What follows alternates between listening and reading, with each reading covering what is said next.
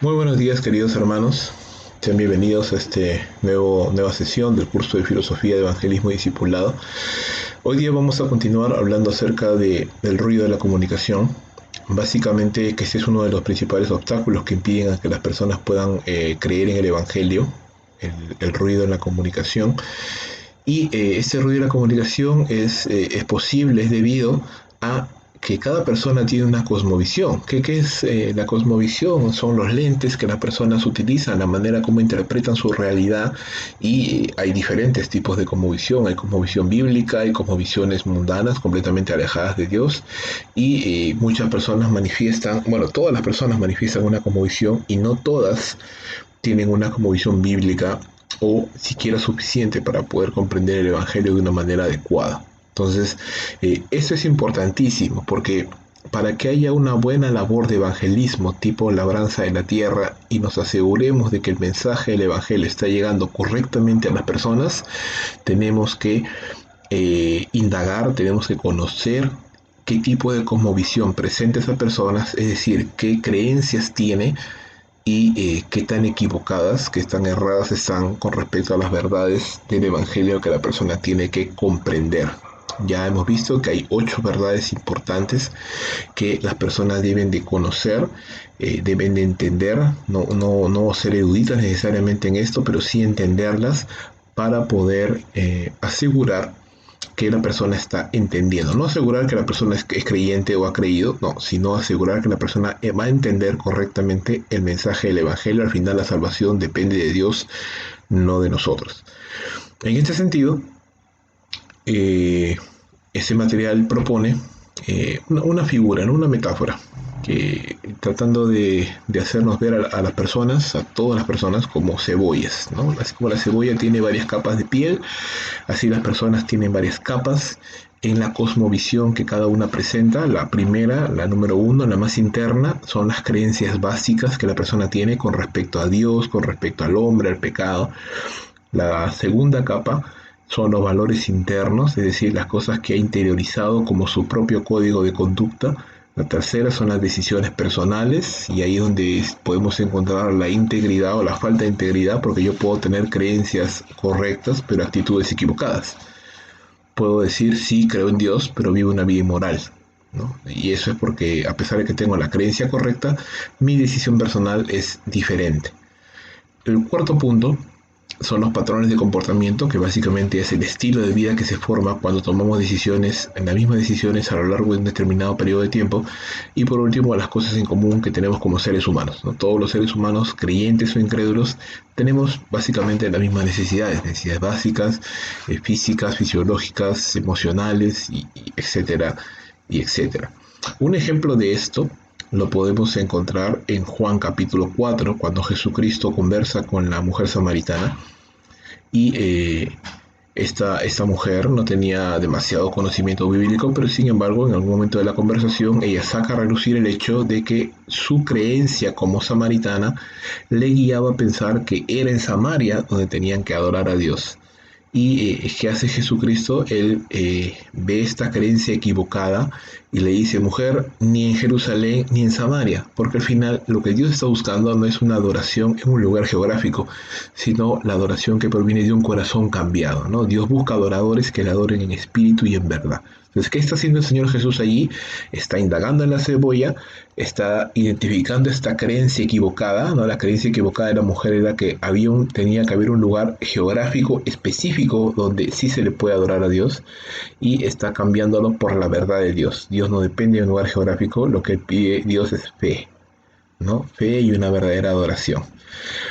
Otro ejemplo de esto podemos verlo en la conversación de Jesús con Nicodemo, también en el Evangelio de Juan, un capítulo antes, en el capítulo 3. Este Nicodemo, a diferencia de la mujer samaritana, era un hombre erudito, era un hombre que conocía la palabra de Dios, y por eso Jesús tiene que hablar con él en esos términos y le muestra la palabra de Dios, le habla acerca del episodio de la serpiente ardiente en el desierto, y le dice, así como Moisés levantó a la serpiente, así es necesario que el Hijo del Hombre sea levantado para que todo aquel que en él cree no se pierda, ¿no? Mas tenga vida eterna. Y demuestra verdades maravillosas del Evangelio, pero este hombre también tenía ciertas como visión equivocada, porque él no entendía esto del nuevo nacimiento. Él, como buen judío, pensaba que su obediencia estricta a la ley era suficiente para poder él tener el agrado de Dios y la salvación. Y lo que lo que Jesús le hace entender es, si no entras, si no naces de nuevo, no puedes entrar en el reino de Dios. Ese es un perfecto ejemplo de cómo pelar la cebolla para darnos cuenta de esto, ¿no? Si Jesús simplemente le hubiera dicho, no puedes nacer de nuevo, no puedes entrar al reino de Dios si no naces de nuevo, y se hubiera dado por satisfecho y no hubiera indagado un poco más, este hombre no hubiera sido salvo realmente, porque no hubiera entendido realmente lo que significa esta palabra nacer de nuevo, ¿no? Es más, él se expresa su confusión, porque él dice, ¿cómo es que un hombre siendo viejo puede volver a nacer? ¿No? Y ahí nos damos cuenta de que no había entendido lo que Jesús le estaba diciendo. Jesús estaba hablando en términos espirituales, este hombre estaba pensando en términos naturales. A eso me refiero, ¿verdad? Pelar la cebolla, entrar en la vida de la persona, poder indagar un poco haciendo preguntas correctas, estableciendo relaciones y conversaciones redentoras, como dice Colosenses 4, del 2 al 6, con el propósito de entender qué probable ruido en la comunicación haya y qué probables obstáculos hayan en la vida de una persona para que no pueda comprender el mensaje que le queremos transmitir. ¿Por qué pelamos la cebolla? Porque lo que queremos es que minimizar al máximo el ruido de la conversación y que la persona pueda entender realmente el Evangelio. ¿Qué debemos evitar en este proceso? Extendernos tanto que simplemente se llegue a convertir en una especie de clase bíblica.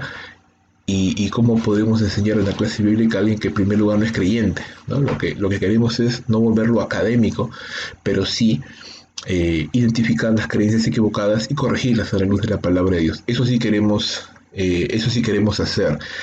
También queremos evitar que esto se vuelva simplemente al revés, que sea algo tan superficial y que simplemente dictemos o comuniquemos un par de verdades, Dios es santo, el hombre es pecador, y pasemos tan rápido por esto y no nos aseguremos que la persona realmente entiende no solo las verdades de la palabra, pero las implicaciones de esa verdad, ¿no? Y eso también es sumamente importante de comprender. ¿Cómo pelamos la cebolla? ¿Cómo hacemos esto? A través de conversaciones de entrada. Es decir, recuerda que ese evangelismo tipo labranza de la tierra tiene mucho más fruto, es mucho más adecuado de hacer cuando establecemos relaciones a largo plazo con las personas. Es poco más difícil pelar la cebolla con una persona que me he encontrado en el camino durante 10 minutos y solo tengo 10 minutos para compartir el evangelio.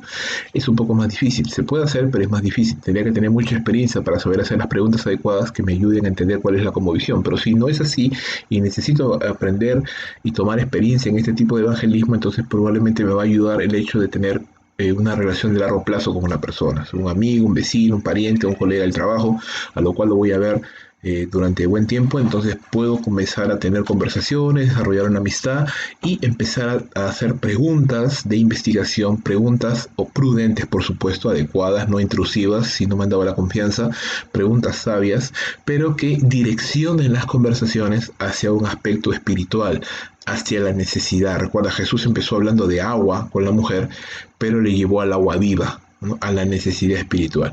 Y por último, estas preguntas conviertan la conversación de un monólogo a un diálogo y lleven justamente a la presentación del Evangelio y también al hecho de cambiar, de corregir cosmovisión, las preguntas que puedan surgir y poder enseñar. Recuerda que Pablo le dijo a Timoteo, el siervo del Señor debe ser apto para enseñar, sufrido, que con paciencia y doctrina enseñe, ¿no? A los que se oponen.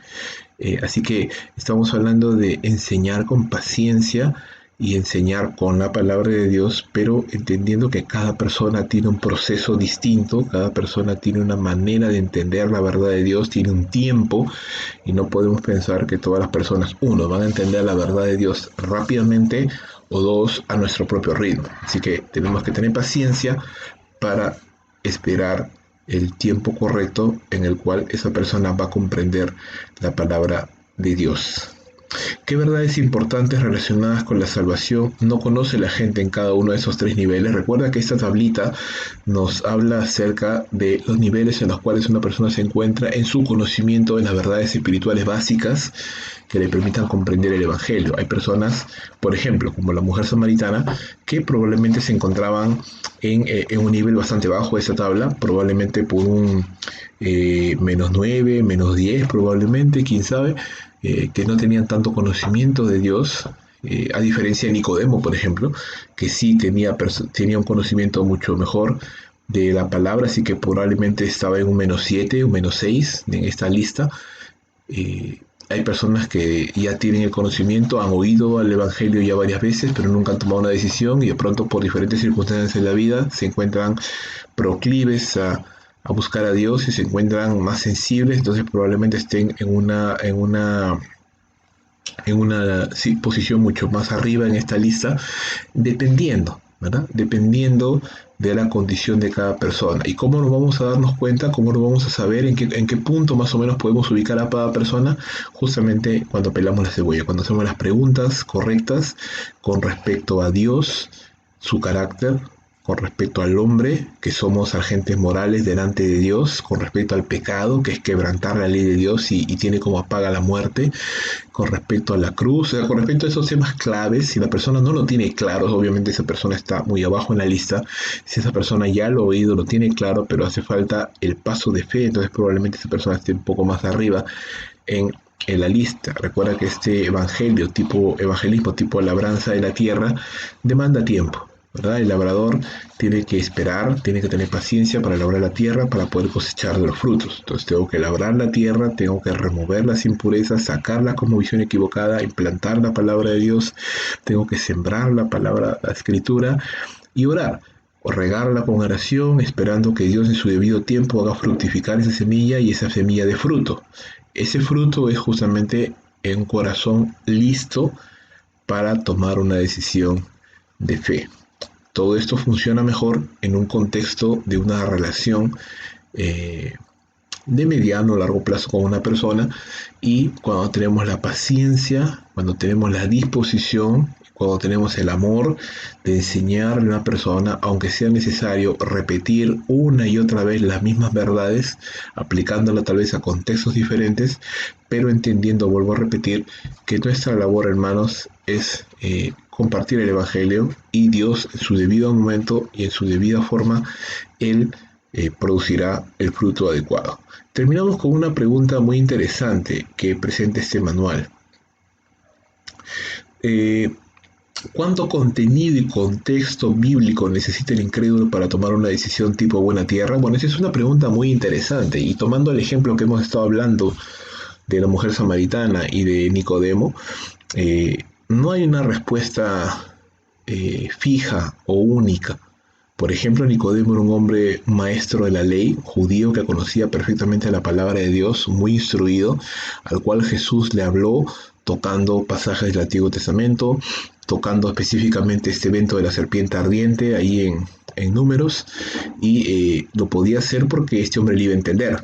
Tenía el conocimiento bíblico, sabía de qué estaba hablando Jesús y podía relacionar esas verdades y darse cuenta de que eso era un símbolo de algo que más adelante iba a suceder, porque así como los israelitas podían ser salvos a mirar a la serpiente de bronce, así ahora todo aquel que mirara al Hijo de Dios, que era levantado, pudiera ser salvo, ya no de una picadura de serpiente, pero del pecado y de la condenación. Y había bastante conocimiento bíblico ahí, porque esta persona estaba mucho más arriba en la escala, tenía mayor conocimiento, y sobre esa base se podía trabajar. Con la mujer samaritana no fue así. Jesús no utilizó ni un solo pasaje del Antiguo Testamento, no utilizó ninguna profecía, no hizo referencia a ningún pasaje del Antiguo Testamento. ¿Por qué? Porque era una mujer samaritana, no tenía ese conocimiento. Y si lo hubiera hablado más bien de esa manera, ella no lo hubiera podido entender. ¿Qué hizo el Señor Jesús? Partió de una necesidad común, la sed. Y a partir de la sed física, Él la llevó a la sed espiritual. Y cuando ella comenzó a sacar su cosmovisión equivocada, Él la corrigió y le redirigió la conversación hacia su necesidad espiritual, hacia poder llevarle a esa persona al conocimiento de Dios. Entonces, a la pregunta, ¿cuánto contenido y contexto bíblico necesita el incrédulo para tomar una decisión de tipo buena tierra, es decir, una decisión de fe informada? Pues lo suficiente para que esa persona pueda comprender claramente los conceptos básicos del Evangelio. Dios es santo, Dios es solo uno, el hombre es creación de Dios, es un agente moral, es responsable delante de Dios por sus actos, algún día va a dar cuenta de ellos. El hombre ha quebrantado la ley de Dios, es pecador y merece la condenación como paga. Dios ama al hombre, lo ama y ha provisto salvación por medio de la vida de Cristo Jesús, Dios hecho hombre en esta tierra, el cual murió en la cruz para nuestra salvación, y ahora Dios nos pide fe, arrepentimiento y fe para ser salvos y tener la vida eterna y paz. Ahora, eh, todo depende, vuelvo a repetir, de las necesidades de las personas y la cosmovisión que tenga. Si esa persona ya tiene una idea clara de Dios, una idea clara de Jesús, una idea clara del hombre, del pecado, entonces probablemente va a necesitar poco contexto bíblico para poder entender el mensaje del Evangelio. Si esa persona tiene, por el contrario, nulo conocimiento de Dios, probablemente tenga que empezar de cero, con paciencia, enseñándole la palabra de Dios. Vuelvo a repetir, lo suficiente como para que esa persona pueda comprender el mensaje, pueda comprender a Dios, pueda comprender su situación, el mensaje del Evangelio y dar una respuesta de fe. Que Dios nos dé sabiduría, hermanos, para no hacer rígido y doctrina de algo que no lo es solamente un método de evangelismo, y no debiéramos hacer doctrina de esto, pero sí tener sabiduría de Dios para poder dirigirnos a las personas correctamente y hablarles a las personas partiendo desde su necesidad hacia y presentándoles a Cristo Jesús como único y suficiente Salvador. Que Dios nos ayude, hermanos, que Dios nos siga bendiciendo. Les mando un fuerte saludo, nos vemos en la siguiente semana. Adiós.